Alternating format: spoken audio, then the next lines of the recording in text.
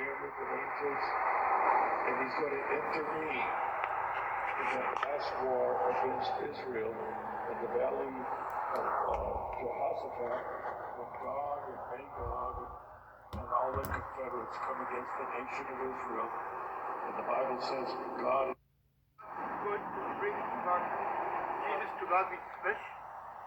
Jesus is going to come back in the flesh. Where is it? Where is it?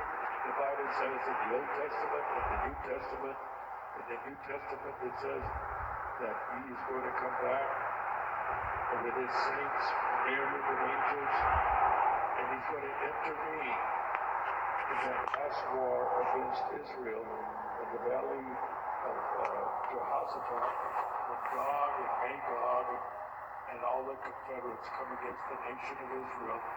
And the Bible says God is in there going to intervene. Jesus is going to set one foot on the Mount of Olives, and there's going to be an earthquake, a great valley, a great earthquake, and this is all predicted in Isaiah. It's all predicted in the prophets, in Jeremiah, and in Zechariah, Ezekiel 38 and 39, especially Ezekiel 39 verse 6, it says that in that war, Jesus is going to intervene and fight for Israel, and they're going to look at him and they're going to say in their Hebrew tongue, Baruch atah Adonai Elohim.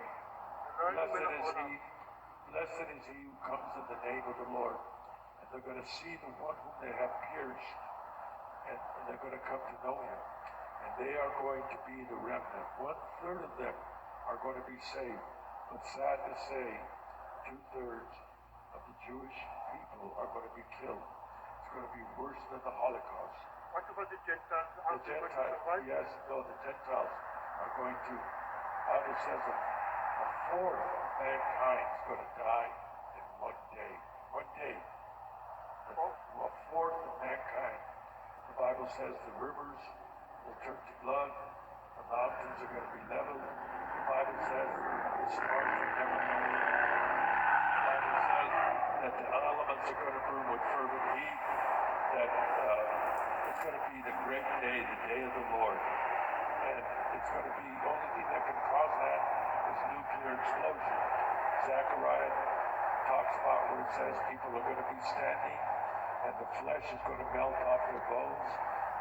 Their eye sockets are going to just dissolve. Their tongue is going to cleave to the roof of their mouth, and they're just going to melt. And the only thing that can cause that is nuclear war.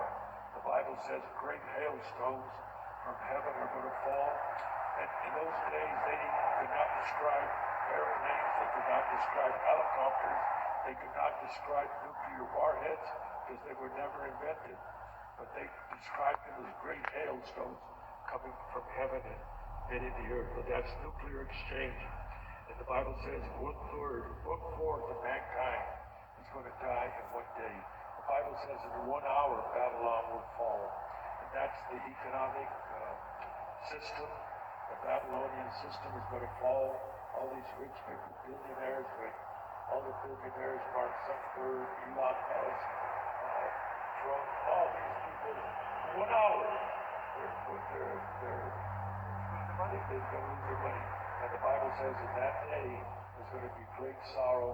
And the Bible says 1 bag of gold is going to buy a loaf of bread. That's how much gold today is worth about over $4,000 an ounce. It's going to take more than $4,000 to buy a loaf of bread. So this is all going to happen during the tribulation period.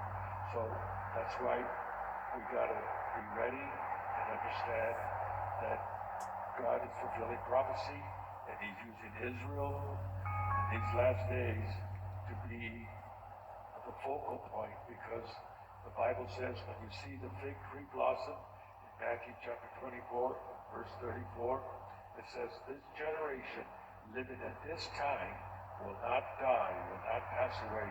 We are the generation that saw Israel become a nation on May 14, 1948. That fig tree blossomed after 2,500 years. That fig tree was dead, but it came alive on May